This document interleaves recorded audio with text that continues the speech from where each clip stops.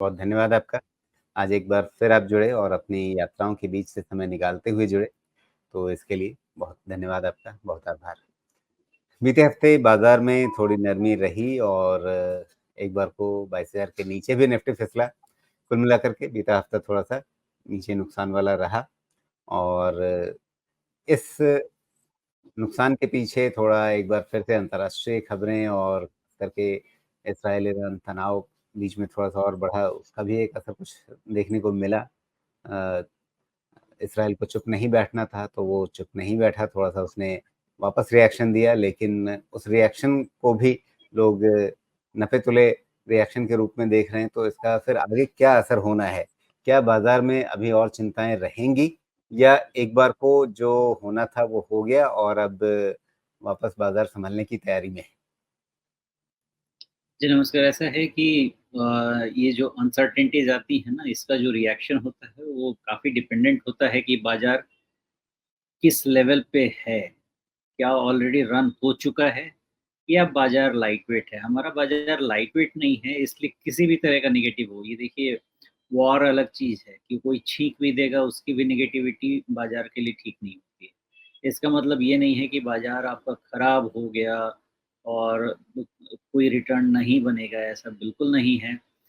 ऐसे सिचुएशन में होगा ये बिकॉज़ बाज़ार में इतनी स्ट्रेंथ है, इतनी पॉज़िटिविटी है कि कोई बाज़ार से निकलना नहीं चाहता है।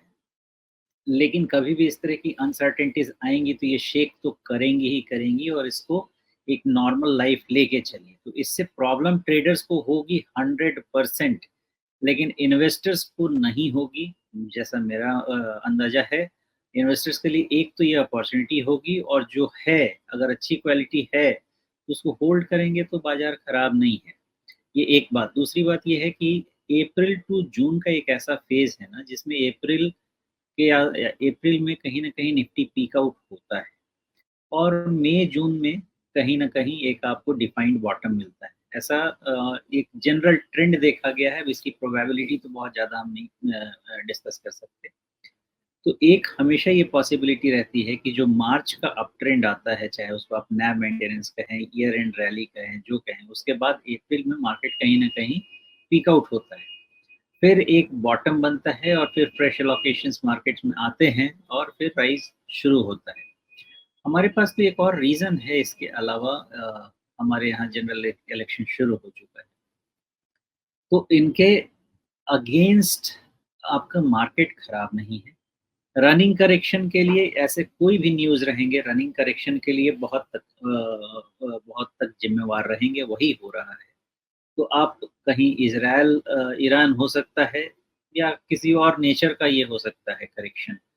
बस एक बहाना चाहिए मार्केट को करेक्ट करने के लिए, उसका नाम इज़राइल ईरान डाल दें या चाइना ताइवान डाल दें या ऑयल प्राइस डाल दें।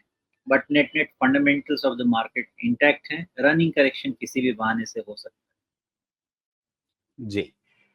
तो फिलहाल आप कह रहे हैं कि ये एक रनिंग करेक्शन से ज़्यादा नहीं देखा जाना चाहिए, लेकिन अब उससे बड़ा सवाल ये है कि क्या वो रनिंग करेक्शन जो है, हो गया जितना होना था या अभी कुछ बचा हुआ है?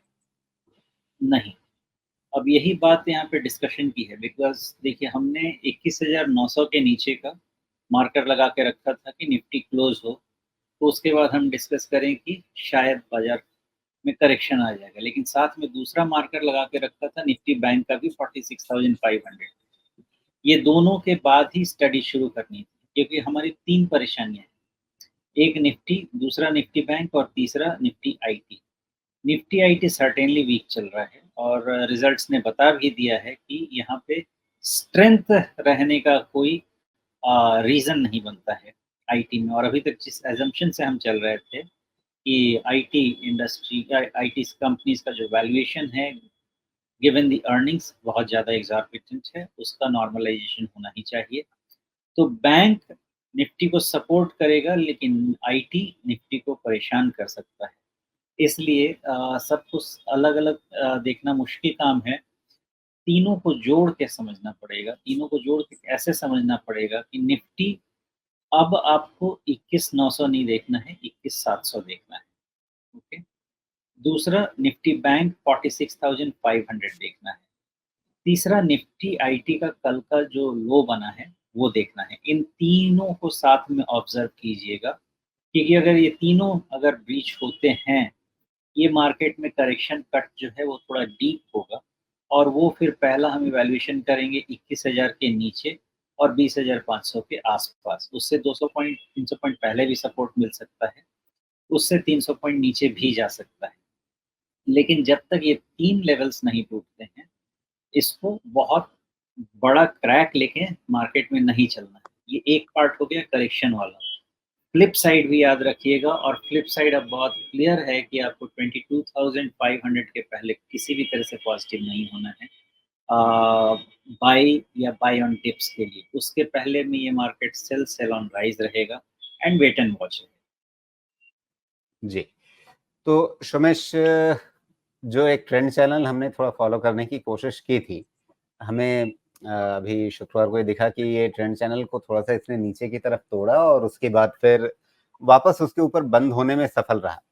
इसे आप एक बार पाठशाला वाला सवाल भी समझ लीजिए, मान लीजिए कि जब इस तरह का मौका आता है, जब ट्रेंड चैनल इंट्राडे में टूटता है, लेकिन बंद उसके ऊपर होता है, तो इसको किस हद तक हम चैनल का टूटना मानेंगे और किस हद तक कहेंगे कि नहीं, अगर ऊपर ही बंद हुआ है तो कोई बात नहीं? जी, तो एक पैरामीटर है चैनल जिसको हम बोलते हैं पैटर्न एनालिसिस और उसके अलावा और भी बहुत सारे पैरामीटर्स होते हैं। तो अगर आप एक पैटर्न एनालिसिस पे बात करेंगे, तो पैटर्न एनालिसिस में जब तक इस चैनल के नीचे बंद नहीं हो जाए, जो कि 21,900 की बात थी, उसके नीचे नहीं बंद हो जाए, तब तक इस चैनल को वैलिड ही रखना है। कल का यानी बिहेवियर ये कहता है क्लोजिंग प्राइस सबसे महत्वपूर्ण है, आप कह रहे हैं। बिल्कुल, अंत भला तो सब भला। तो 21,900 के नीचे इसको क्लोज़ लेने दीजिए, तब आप इसको वीक मानिए। लेकिन इसके साथ आपको अलग अदर फैक्टर्स भी लाने पड़ेंगे, जिसमें निफ्टी बैंक लाना पड़ेगा, निफ्टी आईटी लाना पड़ेगा। अब पहला जवाब तो ये हुआ कि क्या ये पैटर्न वैलिड है, 100% वैलिड है। लेकिन बाकी अदर पैरामीटर्स ऐसे टर्न हो चुके हैं कि इस पैटर्न पे एक क्वेश्चन मार्क क्रिएट हो गया और इसीलिए अब 20,000 हो सकता है कि कहीं 20,300 400 की बात हो, लेकिन मेरा मार्जिन ऑफ सेफ्टी कहता है कि 20,500 22,500 के पहले बाय बाय डिप्स नहीं करेंगे बिकॉज़ ऑप्शंस डेटा परेशान करेंगे। जी। तो अगर मान लीजिए कि ठीक है, एक बार को 22,500 बंद होने के बाद ही हमें ऊपर की ओर देखना है, लेकिन उससे पहले आपके पास जैसे अभी जो पिछला बंद है, वो बिल्कुल 50 डे मूविंग एवरेज को लेकर के है, बिल्कुल वहीं पे छू रहा है। अगर 50 day moving average 20 day moving average के ऊपर टिकने लगे, यानी लगभग 22,300 के ऊपर टिकने लगे, तो क्या तब भी 22,500 का हमें इंतज़ार करना है या वहीं से आप थोड़ा-सा एक छोटा मौका देख सकते हैं? एक्चुअली आज का डेटा ऐसा रहेगी कि सेल ऑन राइज़ का स्ट्रक्चर है और सेल ऑन राइज़ के स्ट्रक्चर में मल्टीपल लेवल्स बनते हैं, लेकिन एक फाइनल लेवल बनता है जिसके आगे में सेल ऑन राइज़ को हम बाय बाय डिप्स कर सकते हैं। आज का डेटा है 22,700 जो कि आपका बाय या बाय डिप्स बनाता है। लेकिन जो चीज़ें मैं बेक इन करने की कोशिश कर रहा हूँ, जो मेन छत बननी चाहिए वो 20,000 22,500 550 पे बननी चाहिए। तो ये राइज़ जो होगा शॉर्ट कवरिंग इन नेचर ऐसा इसलिए होगा बिकॉज़ जो थर्सडे को एक्सपायरी हुई थी निफ्टी की, उसके 1 दिन पहले तक आपके पास मार्केट में लॉन्ग्स अच्छे थे, लेकिन उस दिन से आपके पास मार्केट में शॉर्ट और डीप शॉर्ट्स आ गए, जिसका शॉर्ट स्क्वीज़ हमको देखने को मिला कल के मार्केट में। तो ये जो भी है अभी थोड़ा और शॉर्ट स्क्वीज़ हो सकता है, लेकिन क्या लॉन्ग्स और प्रॉपर बाय बनेगा, इसके लिए आपको एट लीस्ट 22,500 का वेट करना चाहिए। हो सकता है कि तब तक अगर मेरा 22,700 नीचे नहीं आया तो मैं उसको ऊपर लेके हुए जाऊँगा, लेकिन फिलहाल अप अंटिल 22,500 ये सेल ऑन राइज़ मार्केट है। जी। तो ये रही बात निफ्टी की, जिन स्तरों का ध्यान रखना है, लेकिन इन सारे उठा-पटक के बीच में मोटे तौर पे आप कह रहे हैं कि बाज़ार खराब नहीं हुआ है कहीं से, ये एक रनिंग करेक्शन, उससे ज़्यादा इसको नहीं देखना है। ये एक रनिंग करेक्शन है जो इन बिटवीन मई और जून या somewhere in between mid April to mid June तक आता है। ये वही फेनोमेनन है जो कि थोड़ा-सा आपको खींच के रखेगा 2 महीने के लिए। जी। अब ये बड़ी दिलचस्प बात है कि आम तौर पे इससे पहले जब भी चुनाव आए हैं, लोकसभा चुनाव ख़ास करके, तो उस समय उससे पहले चुनाव से ठीक पहले या चुनाव के दौरान बाज़ार तेज़ रहता आया है। इस बार बाज़ार में रनिंग करेक्शन चुनाव शुरू होने से पहले या कह लें कि कल ही अभी पहला चरण का मतदान हुआ है, तो अ, चुनाव शुरू होने के समय इस तरह का रनिंग करेक्शन क्या बाज़ार में एक अंदरूनी घबराहट को दिखाता है कि जितना सोचा था कहीं वैसा नहीं हुआ तो कुछ उल्टा-पुल्टा हो जाएगा? क्या बाज़ार के अंदर खाने कहीं वो डर है कि हम ऊपर-ऊपर तो खूब जोश दिखा रहे हैं, 400 पार लेकिन कहीं थोड़ा-सा उलट-फेर कुछ हो जाए? आखिर है तो चुनाव। इस इलेक्शन में जो मार्केट जा रहा है इसकी एक प्रॉब्लम, इस इलेक्शन में मार्केट जा रहा है ओवर एक्सपेक्टेशन से।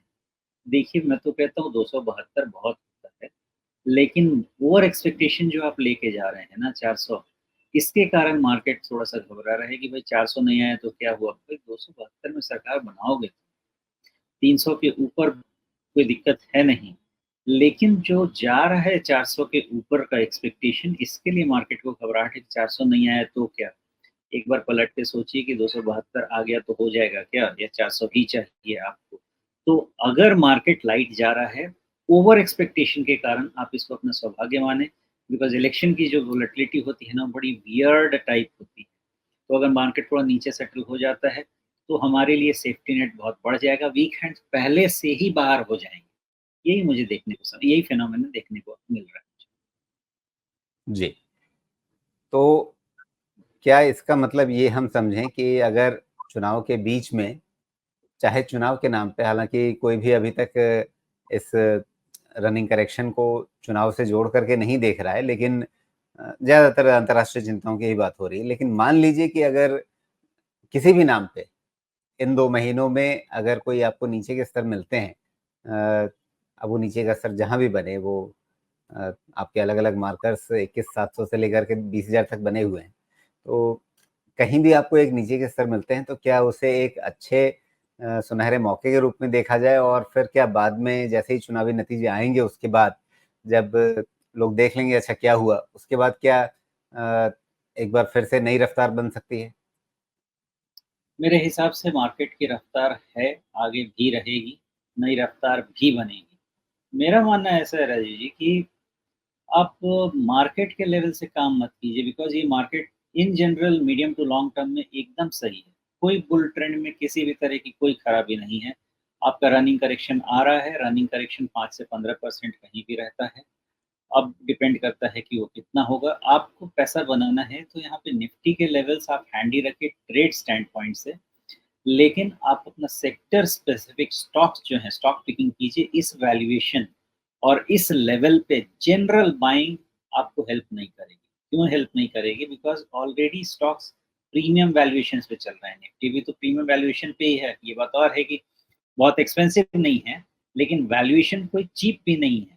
तो अगर करेक्शन होता भी है और हमारा अगर इन्वेस्टमेंट बेस्ड पैसा बनाना है, हमारा अप्रोच स्टॉक स्पेसिफिक लेवल्स हमारे पास रेडी होने चाहिए, वैल्यूएशन स्पेसिफिक लेवल्स हमारे पास रेडी होने चाहिए और उसमें एंट्री शुरू हो जानी चाहिए मे बी स्टैगर्ड वे में।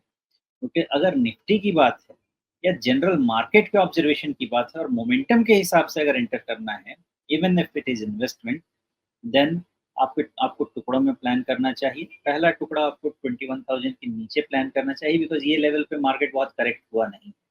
या तो आप 22,500 700 का वेट कर लीजिए, आपको सर्टेनिटी ज़्यादा मिल जाए या आराम से 21,000 के नीचे शुरुआत कीजिए, कोई जल्दबाजी नहीं। जी। तो अलग-अलग नज़रिए, अलग-अलग दृष्टिकोण कैसे आपको इस बाज़ार के उतार-चढ़ाव को प्ले आउट करना है,